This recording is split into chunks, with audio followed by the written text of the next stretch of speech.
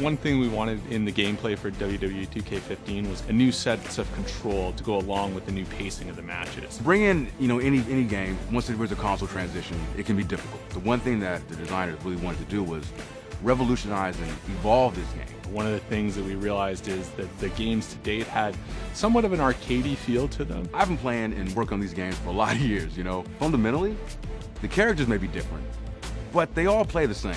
And that's one thing that's always stuck in my craw. But now, when it comes to the Xbox One and the PS4, those shackles are off. So we started looking at things like pacing and flow and how does a match start? What's the middle feel like and what does the end feel like? So there's a really good buildup of momentum and excitement through the course of a match. There's that moment in the beginning where they're testing each other out.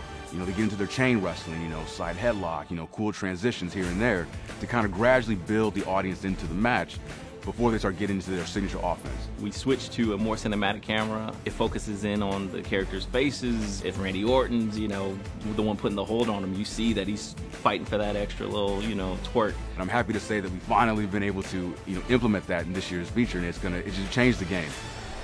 Oh, there it is!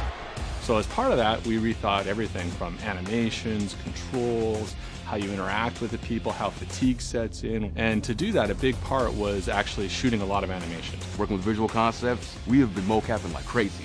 Let me tell you, when I'm not in my office, I'm at the mocap studio getting all the latest moves, entrances. The motions we're getting are just simply amazing. Wrestling video games aren't anything without animation data, and so we brought the game up to our own 2K mocap studio and have shot an immense amount of animation, over 6 times more animation than was shot in any previous year, and that's going to help us really kind of bring this new experience to life.